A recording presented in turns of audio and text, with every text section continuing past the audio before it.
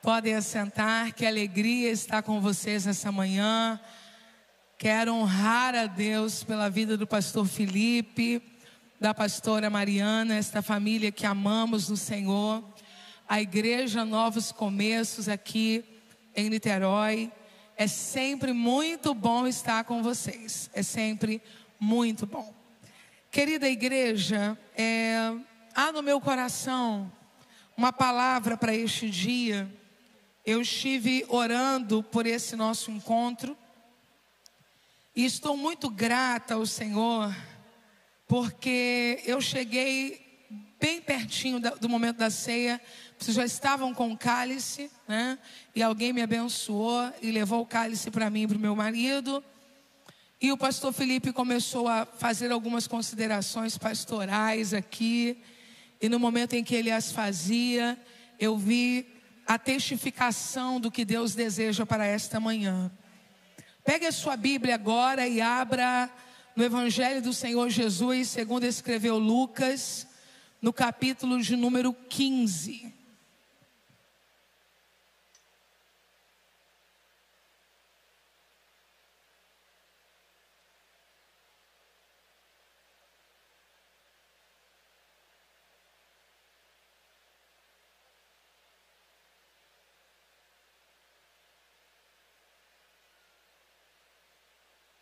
Eu tenho alguns intercessores nessa manhã orando comigo, enquanto eu estou aqui ministrando, mas ainda assim não quero abrir mão da intercessão, do ministério de intercessão desta igreja. Ore para que Deus nos abra a porta da palavra. Deus tem uma coisa boa para fazer aqui e Ele fará em nome de Jesus. Se você já encontrou o Lucas 15, diga glória a Deus. Deixa aí rapidinho. E eu aviso a vocês que os meus livros, os livros que o Senhor Jesus me confiou, estão disponíveis no hall. E cedinho, acordando, disse ao meu marido para que ele procurasse esse livro aqui, achasse onde eles estavam, porque eu precisava trazer hoje. O meu coração ardeu. Há uma série de outros livros lá fora, que vocês conhecem ou não. É só dar uma olhadinha atrás e vocês vão perceber o que o livro se propõe a dizer. Mas esse aqui eu tive o desejo no coração de trazer e de falar aos irmãos. Existem pessoas aqui hoje que estão passando guerras, momentos de guerra. Não é a guerra de todo dia, não. Você chega hoje aqui e diz assim: Helena, eu estou passando em um tempo de guerra. Faz assim, só quem está. Pois é, deve ter aqui umas 200 pessoas ou 300 que estão em um período de guerra. Eu quero dizer para você que a guerra, ela leva algumas coisas de nós. A ideia de que crentes não perdem é uma ideia romântica, mas não é real. A posição de sermos mais que vencedores é um estado contínuo da nossa condição em Cristo. Isso não tem relação com o fato de que algumas vezes a guerra leva o nosso carro, a guerra leva a nossa tranquilidade dentro de um processo. A guerra leva algumas vezes a saúde emocional ou física dentro daquele tempo. É o ideal de Deus para a nossa vida? Não, mas é a nossa condição humana que algumas vezes nos coloca nesse lugar. Esse livro é para quem está em guerra, para quem precisa vencer guerras, mas sobretudo para quem precisa não perder o essencial na guerra. O título deste livro é este: O Livro e o Altar. O que é o livro aqui? Não é esse livro. O livro aqui é este livro. Diga bem alto: a palavra. Diga: esta guerra não vai tirar a palavra de mim. E o altar não é o púlpito, a plataforma. Não, o altar é a vida em comunhão. Você vai chegar no final desta guerra, no altar e com o livro na mão. E você vai perceber que não apenas venceu a guerra, mas não perdeu o essencial enquanto estava em guerra. Pastor Felipe, é um presente para o senhor, tá bom? Pode emprestar para a pastora Mariana?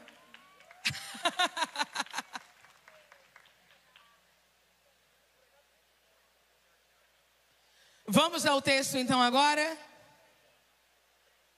Evangelho do Senhor Jesus, segundo escreveu Lucas, capítulo 15, Se você encontrou, diga glória a Deus. Diz assim o texto sagrado, a partir do versículo de número 11. Continuou.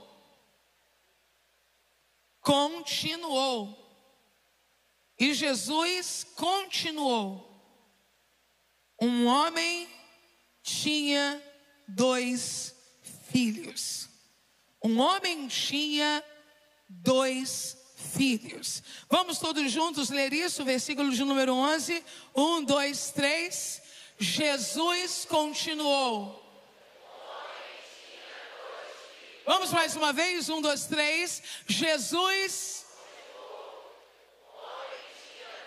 Agora só esta segunda parte. Um homem tinha 2 filhos. 1, 2, 3. Vamos orar. Levante uma das suas mãos. Pai, nós te amamos. Nós amamos o lugar em que habita a tua glória, Senhor. Pedimos a tua direção, orientação. Que enquanto a tua palavra for pregada, por causa dela, cadeias sejam quebradas, vidas sejam transformadas e restauradas. Oramos crendo em o nome de Jesus. Amém. Você consegue aplaudir ao Senhor pela sua palavra agora?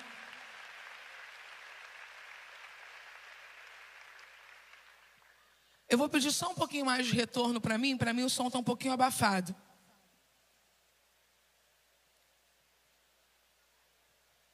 Graças a Deus, glória a Jesus. Eu imagino que em algum momento eu já tenha tido a oportunidade de pregar sobre alguma parábola de Jesus aqui. Se não, eis-me aqui para fazer isso pela primeira vez.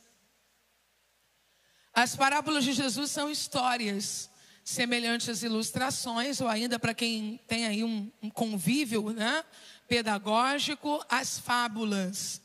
As fábulas normalmente utiliza-se figura de animais, mas a ideia é extrair uma moral. E é isso que as parábolas de Jesus têm como objetivo principal, a moral. O que a moral desta parábola quer dizer? Capítulo 15 do Evangelho do Senhor Jesus, segundo escreveu Lucas, tem 3 parábolas que para alguns estudantes, teólogos, na verdade é uma parábola dividida em 3 blocos. Isso é importante até certo ponto, mas para a gente hoje não tem importância. Jesus vai falar sobre 3 tipos de perda: a perda da ovelha, a perda da dracma e a perda do filho. Eu quero me ater agora à perda do filho. Antes, porém, eu quero dizer para você que Jesus é diferente de todas as pessoas que você conhece. E quando a gente conta uma história, uma fábula, uma ilustração, ou quando nós lemos uma história, por exemplo, de Monteiro Lobato, você dá uma olhada naquilo e você extrai a moral. E quando você ler um livro escrito por um homem ou por uma mulher, você retira, guarda aquilo que é fundamental, aquilo que é importante, aquilo que tem a ver com você, e você dispensa o restante. O apóstolo Paulo, ele nos ensinou a tratar as coisas assim, a examinar tudo, mas segurar só aquilo que for bom. Quando eu falo de Jesus, eu não preciso fazer isso, porque tudo que Jesus diz é muito bom. Vamos dizer isso juntos? Tudo que Jesus diz é muito bom. 1, 2, 3. Tudo que Jesus diz. Quando eu comecei a ler as parábolas de Jesus e a pregar sobre as parábolas de Jesus, eu tenho no YouTube uma série de mensagens sobre as parábolas de Jesus. Eu passei a olhar as parábolas sobre essa perspectiva. Qual? Eu não quero só a moral. Eu quero tudo. Eu quero pegar tudo que Jesus disse, olhar fixamente e entender que se é Jesus que está dizendo, eu vou comer a carne e vou fazer uma sopa com as espinhas. Certa feita, olhando esse texto,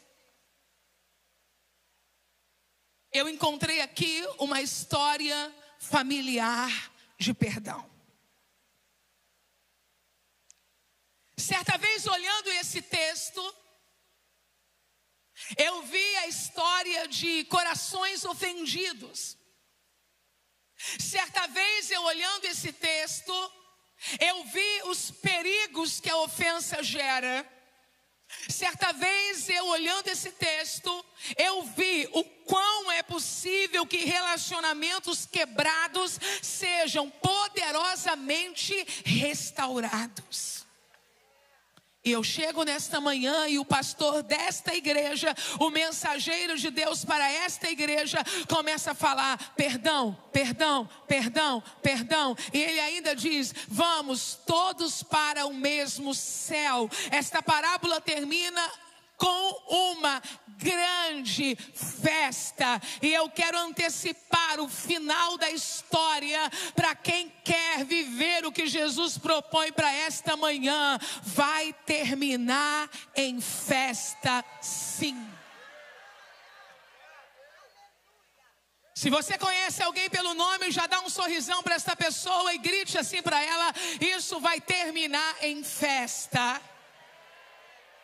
Eu vou repetir o que eu acabei de dizer e eu quero agora adentrar pelo poder da palavra no mundo do Espírito para enviar esta mensagem às hostes espirituais da maldade nas regiões celestiais. Não vai terminar em assassinato, não vai terminar em homicídio, ou seja, em fratricídio, em patricídio, em feminicídio. Não vai terminar diante de um juiz e não vai terminar em uma delegacia e não vai terminar com corações dilacerados, jogados para extremos diferentes. Eu adentro ao mundo do Espírito no poder da palavra. Faltando 5 minutos para o meio-dia, eu venho à igreja Novos Começos hoje, não como pregadora. Quando eu estacionei o carro, eu disse ao meu marido: estou pisando como profeta hoje nesta terra, para dizer: vai terminar em festa.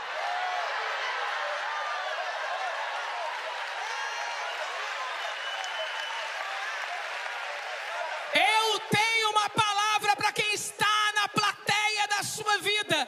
Eu tenho uma palavra para quem está na plateia da sua história, esperando um show de horrores na arena, esperando vítimas despedaçadas no chão, esperando Satanás sendo gloriado nas nossas fraquezas. O show está suspenso. Dispense os convidados, desocupe os lugares. Eu tenho uma palavra para os cambistas que estão lucrando com a dor de alguém. Pare de vender dor, porque o Espírito de Cristo está aqui para dizer: vai terminar em festa.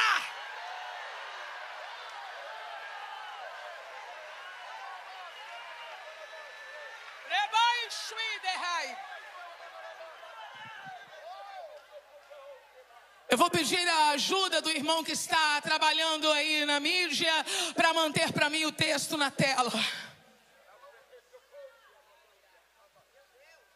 Eu gostaria que toda esta igreja lesse junto comigo. Vamos lá, 1, 2, 3. Jesus. Um homem tinha 2 filhos. Independente dos próximos acontecimentos, o pai, eu disse quem?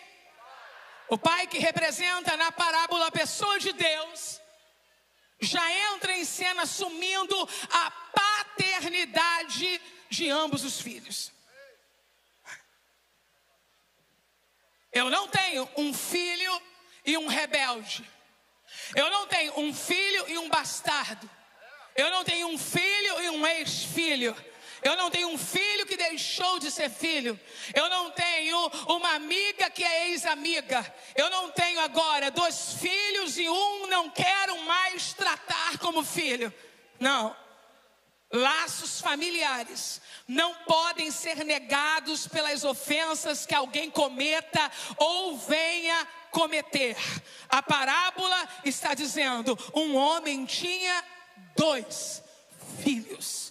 Me ajude a confrontar pela palavra a pessoa que está do seu lado, mas faça isso sorrindo para ela pensar que não é tão difícil.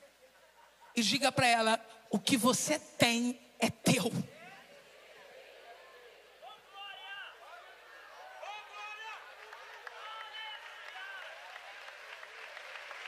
Para mim morreu. Não, é teu. Não existe mais, é teu. É como se não fosse, é teu. A parábola está dizendo que o homem tinha 2 filhos. E esta manhã, após cearmos com o cordeiro, ele está dizendo: retire as cadeiras que você colocou no sótão e traga de volta a mesa, porque eu não autorizo reconfiguração de família. Eu estou trazendo tua nora, teu filho, tua filha, teu cunhado, teus irmãos.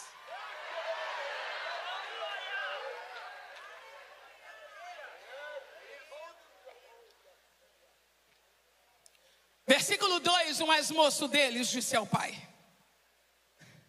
O mais moço deles disse ao pai. Esta manhã é uma manhã de cura para ofensas, tá bom? O mais moço deles disse ao pai: pai, dá-me a parte dos bens que me cabe. E ele lhes repartiu os haveres. Do nada. Grite bem alto aí. Do nada. Do nada. Eu queria que você colocasse o 1 para mim, queridão. E aí a gente vai ler o 1 e o 2 juntos, para que a igreja Novos Começos perceba que a coisa é do nada. É do nada. Tudo bem? Então vamos lá de novo. Agora a gente vai ler 1 e 2, hein? 1, 2, 3. Continuou. Ponto e vírgula, ainda estamos diante da mesma ideia, da mesma sentença, do mesmo bloco. E aí, do nada,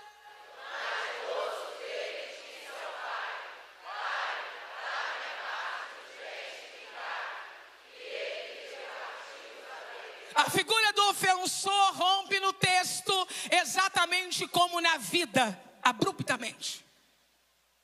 Aquela explosão. Acabou. Não dá mais. Quero divórcio. Você nunca me amou. Você sempre preferiu meu irmão. Eu ainda lembro do que você fez quando eu tinha 3 anos de idade. É assim. Aquela explosão diante da gente foi alimentada possivelmente por algum tempo. É que a gente não percebeu. Gotinha. Ou não. Em alguns casos acontece por uma atitude imatura e impensada. Às vezes é uma coisa que tem raiz, outras vezes não. Calor, cabeça esquentou, bate a porta.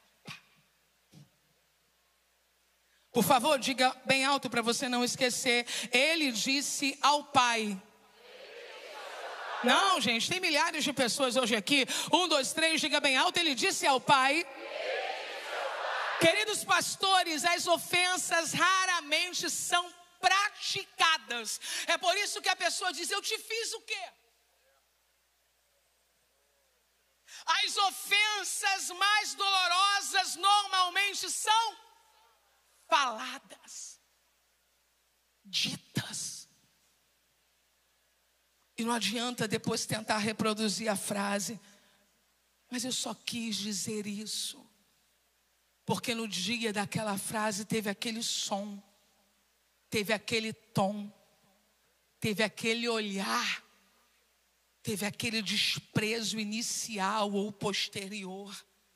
Eu tenho uma palavra para você que é o ofendido. Não se torne o ofensor. E quero entregar uma palavra para você que é o ofensor. Cesse. Palavra.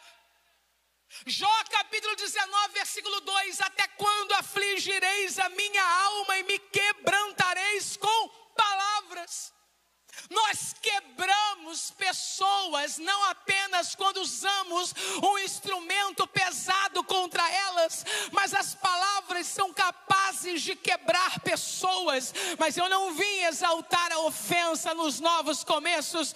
Eu vim dizer a esta santa igreja que o que está quebrado, eu conheço quem restaure.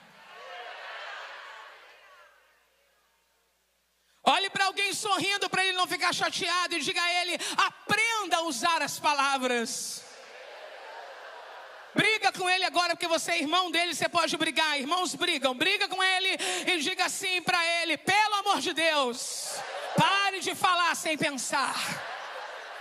Eclesiastes 12:10, se puder colocar na tela vai ser excelente, porque o pessoal vai entender o que Salomão, você sabe que Salomão é o homem mais sábio de toda a Bíblia.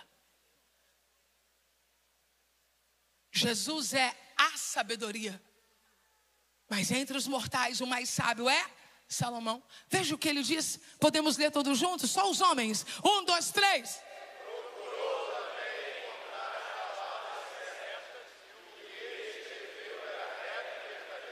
Tudo bem? Procurou. Um indivíduo que tem um vocabulário vastíssimo.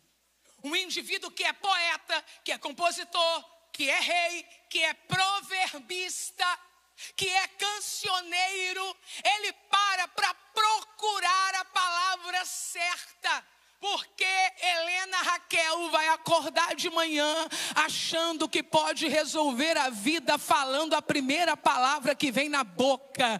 O Espírito da sabedoria de Cristo está hoje aqui e Ele vai começar a nos dar palavra de vida, palavra de vida, palavra de vida, palavra de vida. A ofensa não vai acessar a nossa casa por meio da nossa língua, mas a paz vai voltar à nossa casa por meio da palavra de Deus na nossa boca. Provérbios 29:20.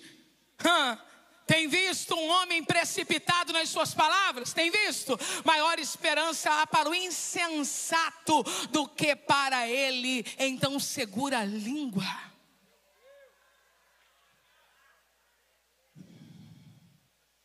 Podemos voltar para o verso 2?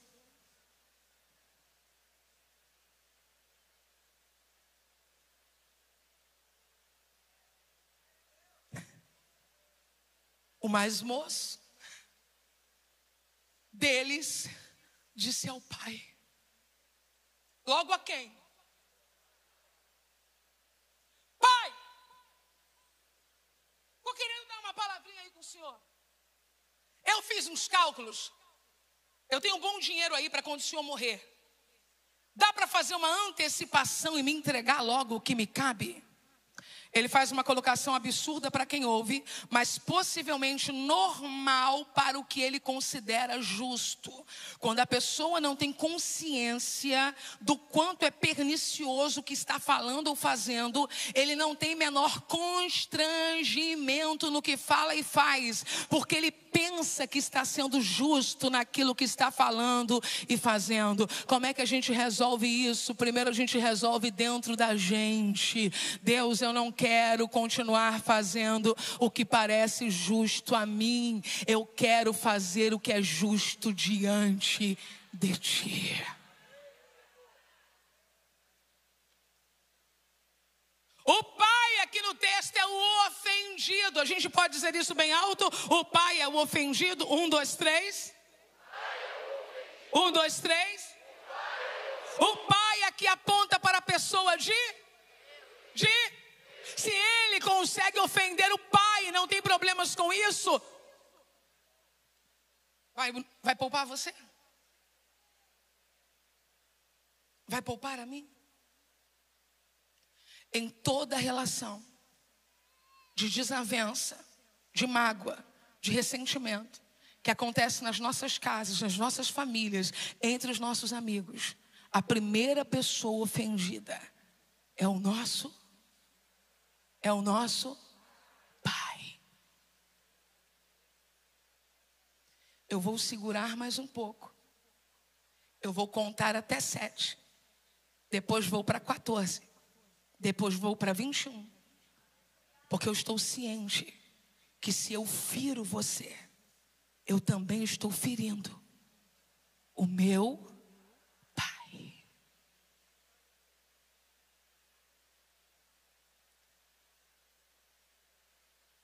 Ele foi embora depois que pediu o que tinha. Não coloque o texto ainda não, eu quero que a igreja pense comigo. Porque quando a gente faz uma peça sobre isso, não sei se você já viu peça. Querido irmão, o nome do senhor, pastor? Pastor Venâncio, quando a gente prega sobre isso rapidinho, porque hoje eu estou pausada, mas quando a gente prega sobre isso rapidinho, a gente diz assim, aí ele pediu ao Pai o que pertencia a ele e foi embora. Diga bem alto, ele não foi embora. Mais alto, ele não foi embora. Eu tenho uma palavra para quem está em ofensa, mas ainda não foi embora. Não vá embora. Eu tenho uma palavra para quem pensou, esta é a minha última ceia nesta igreja. Não vá embora. Eu tenho uma palavra para quem já andou juntando as malas, fazendo contas e avaliando coisas. Não vá embora. Eu disse que vim como profeta e eu vou entregar a mensagem. Toque no ombro de alguém e diga para ele, ainda dá tempo. Não vá embora. Estou falando de divórcios que não vão acontecer. Estou falando de quebras de aliança que não vão acontecer. Estou falando de abandonos ministeriais que não vão acontecer. Estou falando de famílias que se dilacerariam, mas não se dilacerarão, porque não vai acontecer. Vem aqui comigo. Pegou a parte dele e ficou lá. É meu. Quero ver viver sem mim agora. É meu.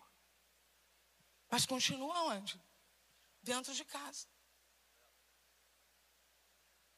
Porque na verdade a gente não quer ir. São as vozes exteriores, interiores, a cobiça, a vanglória, a arrogância. No fundo a gente sabe o que é igreja, a gente sabe o que é família, a gente sabe o que é casamento, a gente sabe o que é amigo de verdade, que tropeçou com a gente, mas já esteve com a gente tantas e tantas vezes, em tantos momentos. Queridos, vamos ler mais uma vez, aproveitando que está bem aqui. 1, 2, 3, o mais moço deles...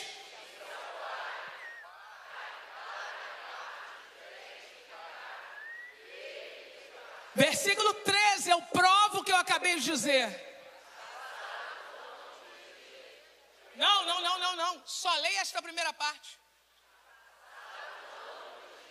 Então ele não foi embora na hora.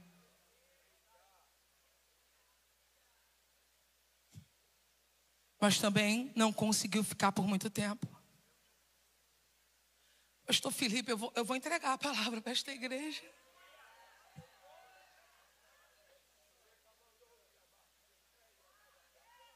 Passados não muitos dias. Vamos fazer uma coisa hipotética. 10 dias. Para quem viveu uma vida, 10 dias não são muitos dias, certo? 15 dias. 1 mês. Enquanto ele estava ali, ainda havia oportunidade de restaurar as relações para que ele permanecesse ali. Ninguém mandou ele sair. Só que eu tenho uma palavra para quem está carregando um monte de coisa que disse é minha, e está com as malas no quarto, e está com as ideias na cabeça, e está com as mensagens no celular, e está com as avaliações dentro de uma planilha. Se você não resolver de uma vez, você não vai resistir, permanecer por muito tempo, porque a ofensa expurga para longe as pessoas. O Pai não mandou sair, mas a ofensa obriga a sair. Eu não vou viver 2025 25, carregando cascalho dentro de casa, cascalho dentro da igreja e dizendo: eu não saio, mas também não falo. Eu não falo porque eu não quero problema. O dia que Deus quiser, isso passa. Então Deus quer, é hoje, 9 de março de 2025. Porque se você não conversar com esse marido, se você não conversar com teu pai, se você não conversar com teu filho, se você não conversar com a tua irmã, se você não conversar com teu cunhado, se você não conversar com a tua nora, se você não conversar com teu genro, você não vai resistir muito tempo. E o que alguém quer vai ser concretizado. Vamos ler todos juntos? 1, 2, 3. Não, gente, são milhares de pessoas aqui. Milhares. O pessoal do online tem que ver que nós estamos aqui. Vamos lá, 1, 2, 3.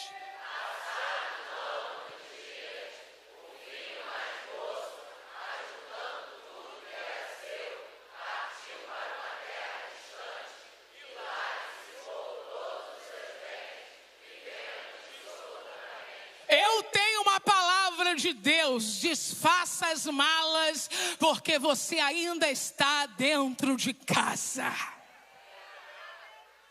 Mas ele não ouviu. Participou da ceia e deixou aquilo tudo guardado. Participou do aniversário dos primos e deixou aquilo tudo guardado. E foi empurrando, até que um dia não deu mais. Então ele ajunta tudo que é seu. Seu. Eu fico pensando quem mora com um pai, o contexto é esse, numa fazenda, e junta tudo que é seu, o que ele levou?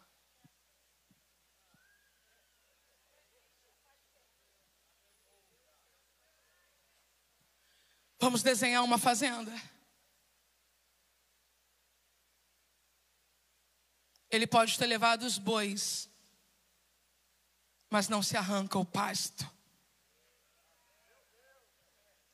Ele pode ter levado as vasilhas, mas não se leva o rio de onde saem as águas.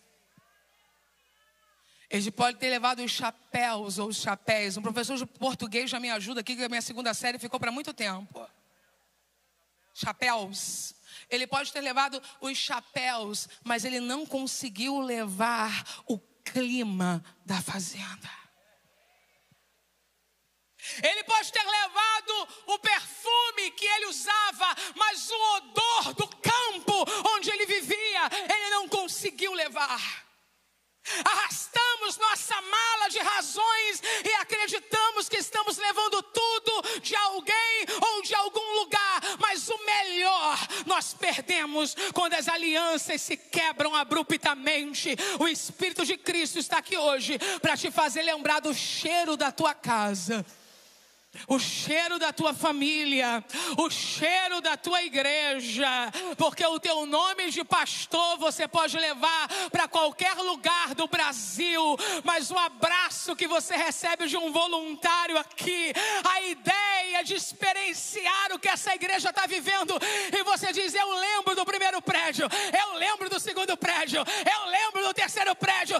Isso não vai embora com a ofensa que você está carregando. Eu posso, e Deus me guarde disso, não quero jamais juntar minhas bolsas, juntar meus relógios, mas eu nunca poderei levar comigo a segurança de viver ao lado do homem que eu vivo há 25 anos. Meu Deus do céu, joga essa mala no canto. Deus está dizendo: fica na casa.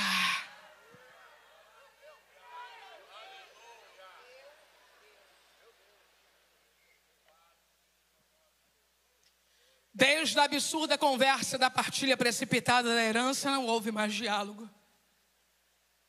Houve? Vocês estão olhando para o texto? Houve diálogo? Feridos profundamente, raramente falam. A gente só fala para ferir. E depois a gente... Eu quero que você entenda que tem um ofensor legítimo e tem um ofensor ilegítimo. Tudo bem? Quem é o ofensor legítimo aqui? O filho mais novo, do contexto da parábola. E quem é o ofensor ilegítimo aqui? O pai. Porque embora ele não tenha feito nada na cabeça do filho, ele fez. Vocês estão entendendo? E agora vem o silêncio. Porque o ofensor também está ferido. Porque ele não se enxerga ofensor. Vocês estão me entendendo? Então ele está ferido. E o pai aqui também não fala. Porque também foi ferido. Vai viver a sua experiência. Você vê José contando a história dele no Egito para alguém? Feridos não falam. O homem lançado ao chão por conta de um assalto vivido, que é socorrido pelo bom samaritano. Quando o sacerdote passa, ele fala. Quando o levita passa, ele fala.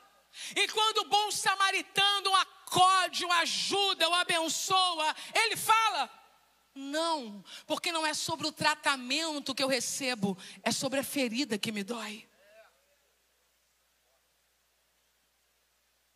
Eu tenho uma palavra de libertação e eu vou entregar. Eu vou repetir, eu tenho uma palavra de libertação e eu vou entregar. Eu não estou falando de surdos, eu estou falando de espírito mudo.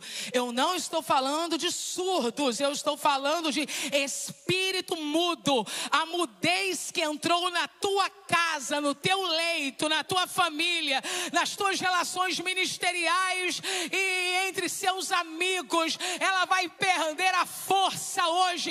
Eu tenho uma palavra para o teu ouvido, para a tua boca e para o teu entendimento. Se abra hoje.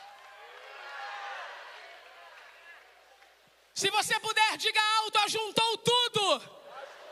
Não mais, ajuntou tudo.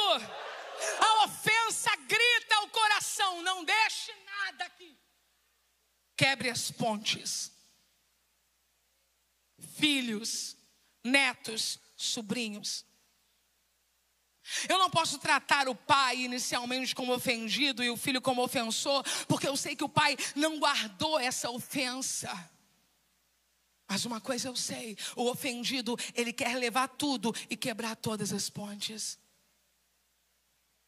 Porque você está proibindo seus filhos de relacionar-se com sua sogra?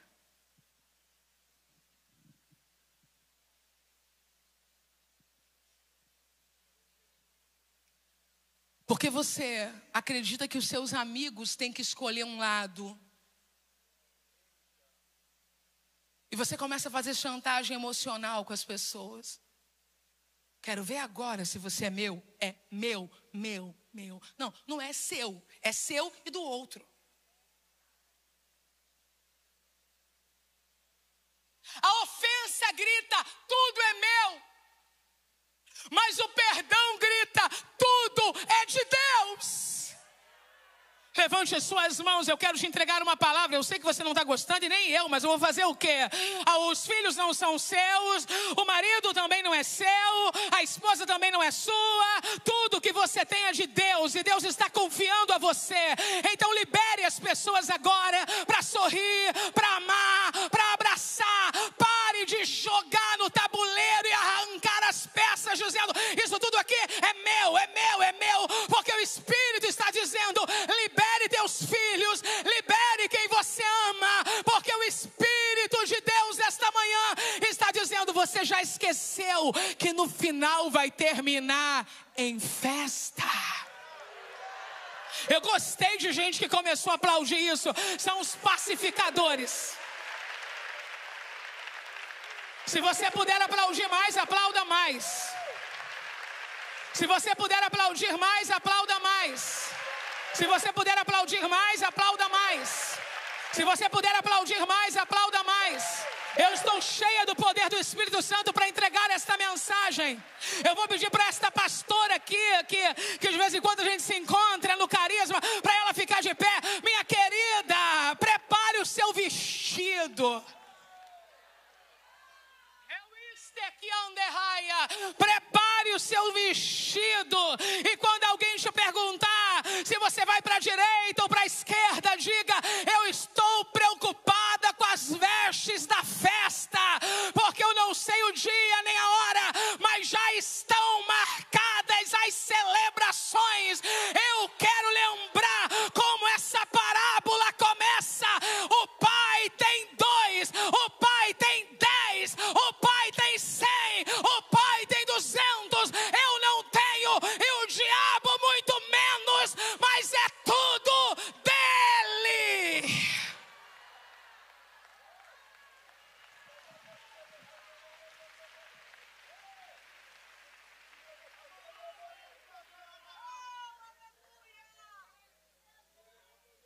Ele foi para uma terra distante.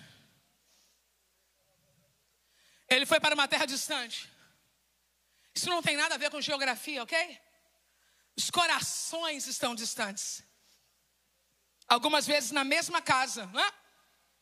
Como no caso de Davi e Absalão. Perto, mas longe. Às vezes a gente está tão longe e está tão perto. E às vezes a gente está tão perto e está tão longe. E lá dissipou. Não, você precisa entender isso aqui. E lá, essa conta não fecha.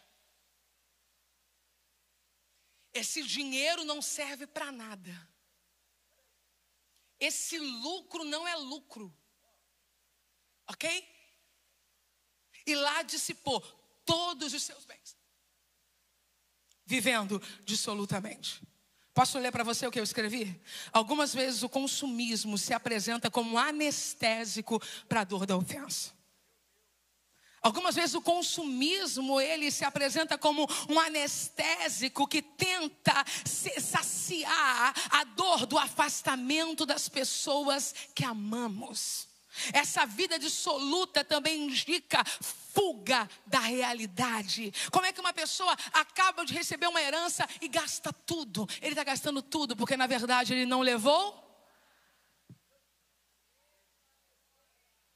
Eu quero dizer para você que carros não substituem pessoas. Eu quero dizer para você que relógios, bolsas, perfumes, jantares, viagens não substituem pessoas. Eu quero dizer para você que jogos, cupons, sorteios não substituem pessoas.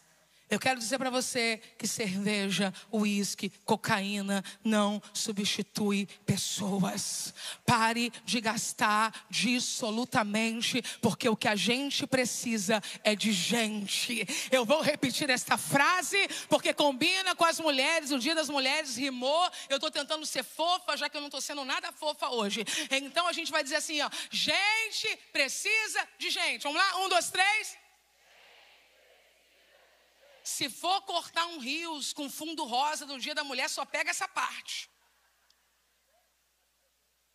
Gente precisa de gente.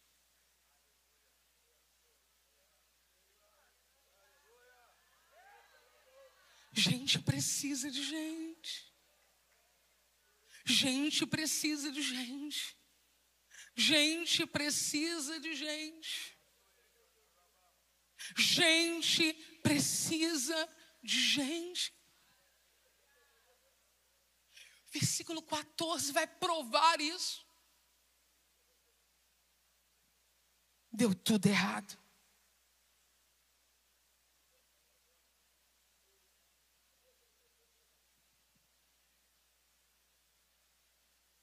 Depois de ter, vou liberar os homens agora, tá? Porque eu acho que isso combina com a gente, essa preocupação. Vamos lá? 1, 2, 3. Mais alto, meninas. 1, 2, 3.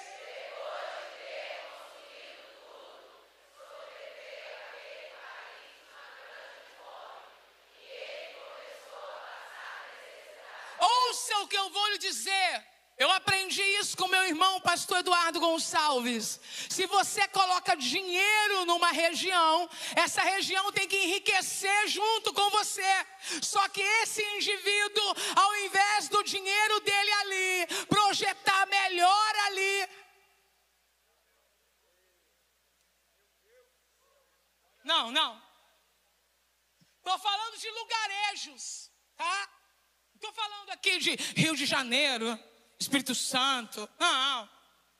São Paulo, Manaus, não, gente. Estou falando de primórdios, lugarejo. O indivíduo chega num lugarejo cheio de dinheiro e coloca o dinheiro dele ali, gastando.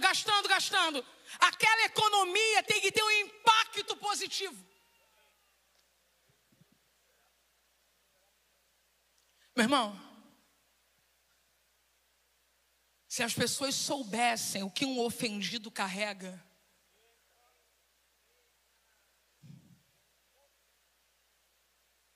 o ressentimento traz consigo um destruidor em sua companhia.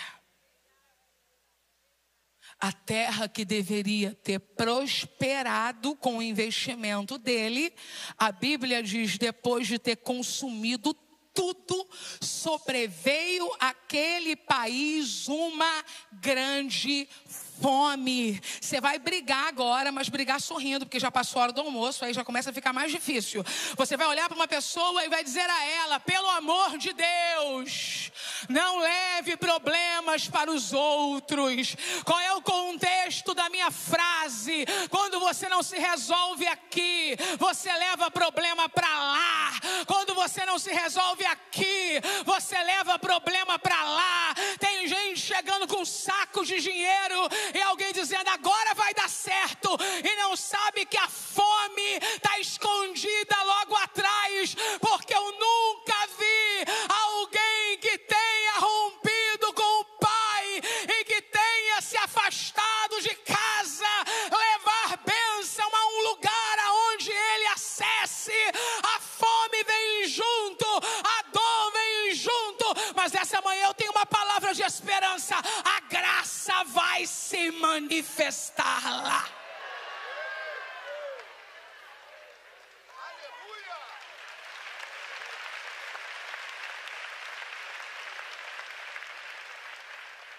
Quando o dinheiro acabou, ele começou a padecer.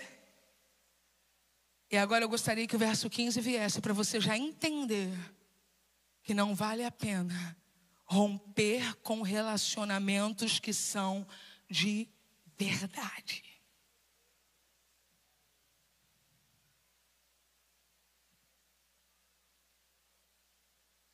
Meu irmão, me ajude aqui. Coloca o 14 para mim. Está faltando umas letrinhas aí. Vamos ver o que está acontecendo. Ah, tá, vai chegar. Ok. Pode ir para o 15. Então ele foi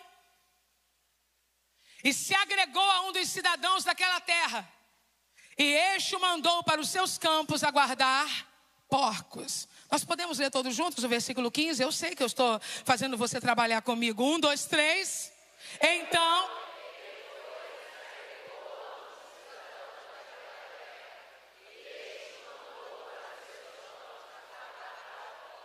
aqui nós temos um cidadão daquela terra. Diga bem alto, um homem.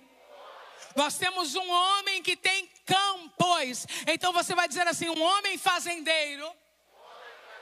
Então nós temos um homem que tem campos e que tem animais. Então você vai dizer assim, um homem fazendeiro rico. Vamos lá, 1, 2, 3. As características lembram quem?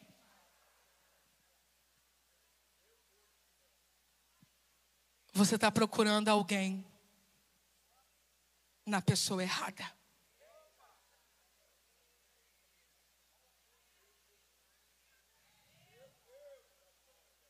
Você está morando com esse rapaz num apartamento, não é porque você o ama. Eu estou falando para um homem. Você está morando com esse rapaz num apartamento, não é porque você o ama. Você, eu estou falando de você. Eu estou falando de todo, estou falando de você que foi convidado e está aqui hoje. Você está procurando o teu pai nele.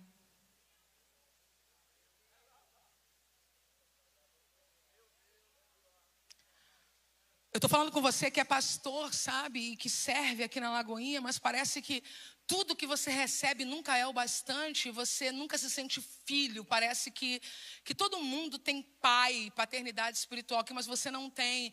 Você não está procurando um pastor, e é por isso que você está tão vulnerável nessa relação. Você está procurando o que o seu pai não fez. Só que você, cego por esse desejo, está perto de fazer tanta coisa sem sentido. Ele encontrou um homem, ele encontrou um fazendeiro, ele encontrou um rico, mas não é o pai dele.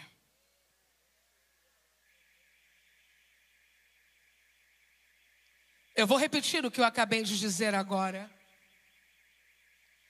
Pare de procurar as pessoas certas nas pessoas erradas. Pare. Fique tranquilo que eu não vou parar nem adiar porque um negócio tocou, não. Fique em paz.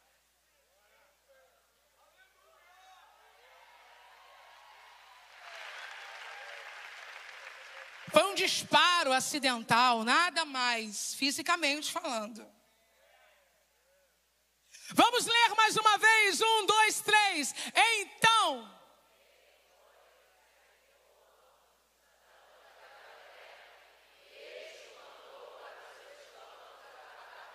agarrou no homem. Quem conhece o contexto histórico da questão e cultural sabe que ele agarrou no homem. E sabe que o homem fez assim com ele, ó.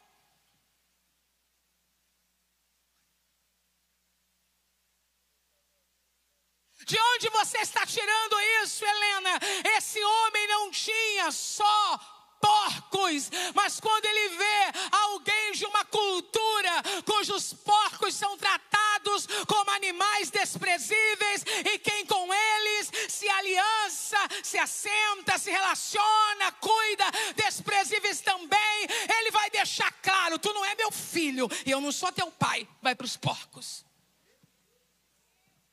Estão te oferecendo tanta coisa, mas não te avisaram ainda com o que você vai ter que se envolver no final. Versículo seguinte. Leia só a primeira palavra. 1, 2, 3. 1, 2, não, só a primeira palavra. Não, de novo. 1, 2, 3. 1, 2, 3.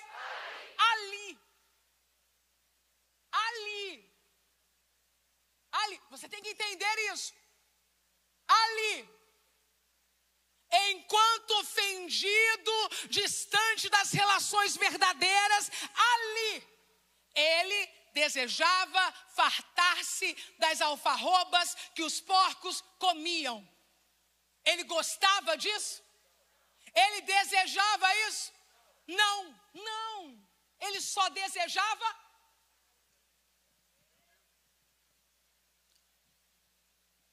Os desejos mais estranhos, mais pecaminosos, mais perversos, se manifestam no lugar do afastamento do pai, da família espiritual, da família natural e dos relacionamentos mais verdadeiros e profundos que temos.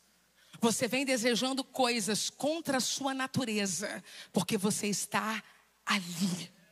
Você tem desejado até a morte, mas não é a morte que você deseja. Isso é porque você está ali. Mas quando acontecer o que vai acontecer daqui a alguns minutos, eu vou pedir o irmão do teclado e o pessoal do louvor para subir. Ou quando acontecer o que vai acontecer daqui a alguns minutos, você vai perceber que você nunca gostou de comida de porcos.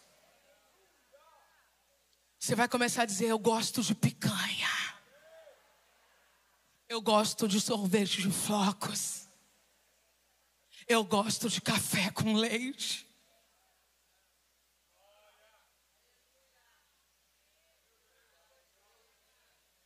Você não gosta de beber álcool de manhã.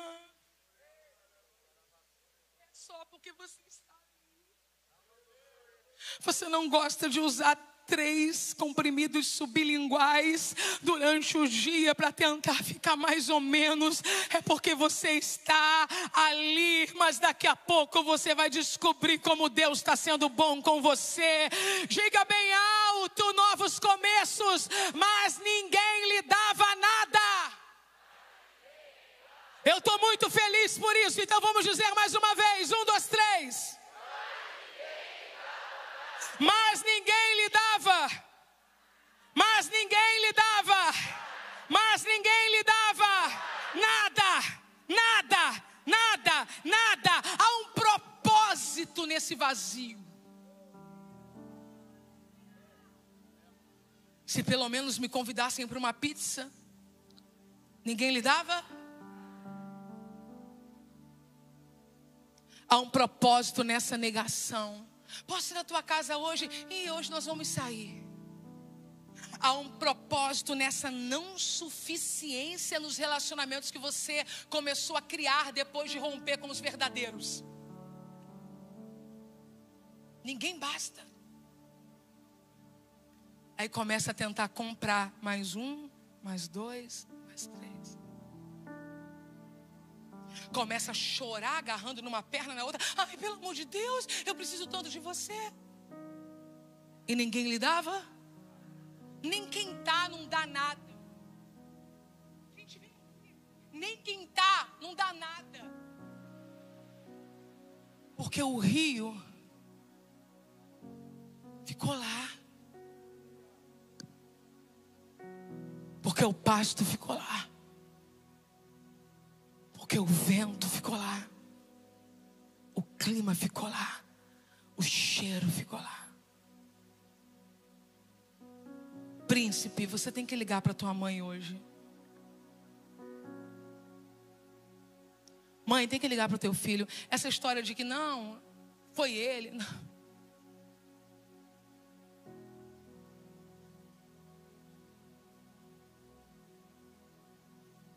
Deus opera no vazio como ninguém. Já sentiu o vazio? Tem gente que chegou nessa manhã linda, poderosa, sentindo vazio. É verdade? Gente crente, madura, também sente vazio de vez em quando? Ah, tá. Pensei que eu estava com algum problema de fabricação.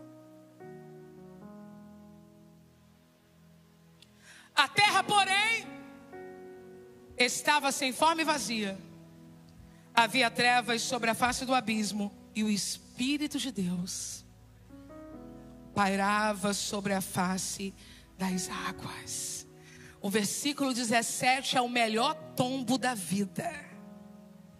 O versículo 17 é o melhor tombo da vida. Então, caindo, cai para dentro.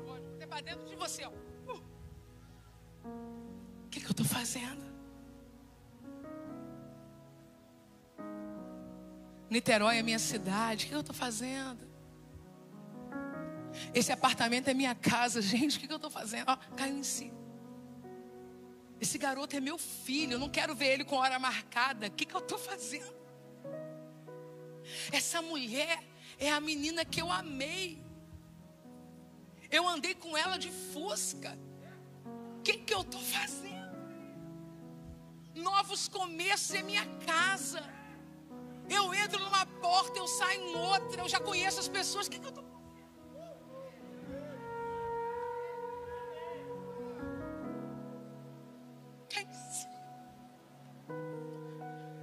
Quantos trabalhadores de meu pai têm pão com fartura e eu aqui morrendo de fome? Pode seguir, meu irmão. Converse com a sua alma. Levantar-me-ei e irei ter com meu pai e lhe direi: Pai, pequei contra o céu e diante de ti. Pode seguir. Já não sou digno de ser chamado teu filho. Trata-me como um dos teus trabalhadores. Fique de pé.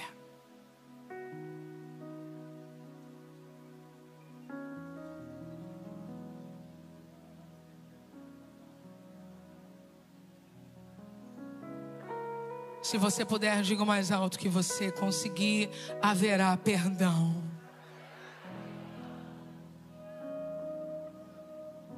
Nesse momento, o perdão já está aqui.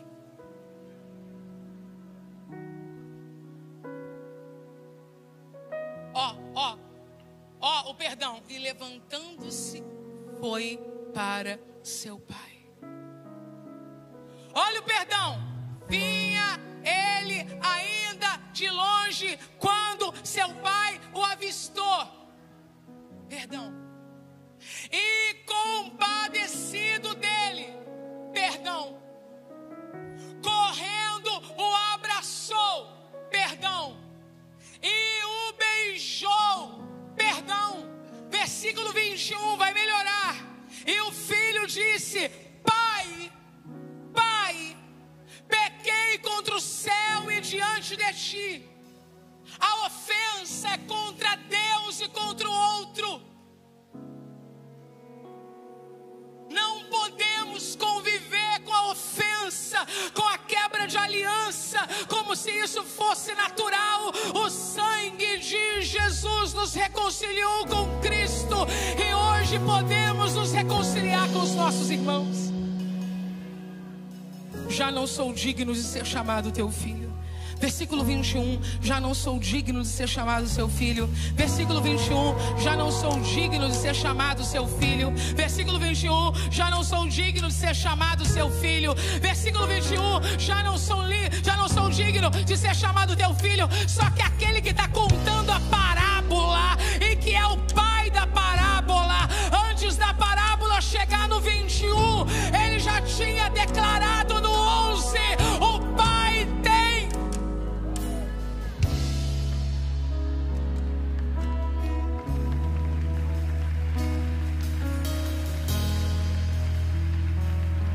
Versículo 22. Não deu tempo dele dizer: faze-me como um dos teus empregados. O pai, porém, disse aos seus servos. Eu disse para você que até aqui havia acontecido perdão. Diga alto: perdão. Mas agora vai acontecer algo que é o fruto do perdão. De vez em quando eu tenho que apanhar um pouquinho, quando eu me encorajo para dizer: perdão sem reconciliação é fake.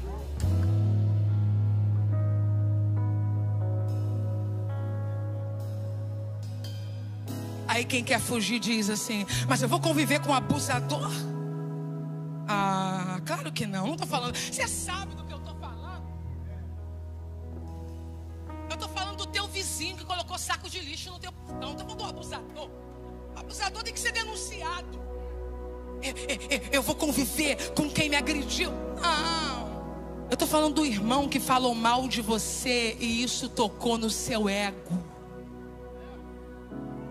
Eu estou falando de relacionamentos que podem e devem viver a bênção da reconciliação. E vai acontecer hoje aqui com muita gente. O pai, porém, disse aos seus servos, e novos começos vai gritar: eu me pareço com o meu pai. Eu me pareço com o meu pai. Eu me pareço com o meu pai. Por isso que eu já estou comprando a roupa da festa. Por isso que eu já estou comprando o sapato da festa. Por isso que eu já estou ensaiando o que eu vou dizer na festa. Trazei depressa a melhor roupa. Veste, põe um anel no dedo, sandália nos pés. Reconciliação, reconciliação, reconciliação. Coloca o 23 para mim. Eu estou terminando. Trazei também e matai o novilho cevado. Comamos e regozijemo-nos. Versículo 24. Porque este meu primo, porque este meu irmão, porque este meu marido, porque este meu amigo, porque este meu vizinho estava morto e reviveu, estava perdido e foi achado, e começaram a regozijar-se. O pastor Felipe está bem ali no cantinho, ele pode representar todos os pastores, pastor Felipe, todos, e abrir o braço assim. Aí eu queria um pai aqui. Tem também um pai? Tem também um pai? Vem um pai também. Seu pai, é muita lindeza.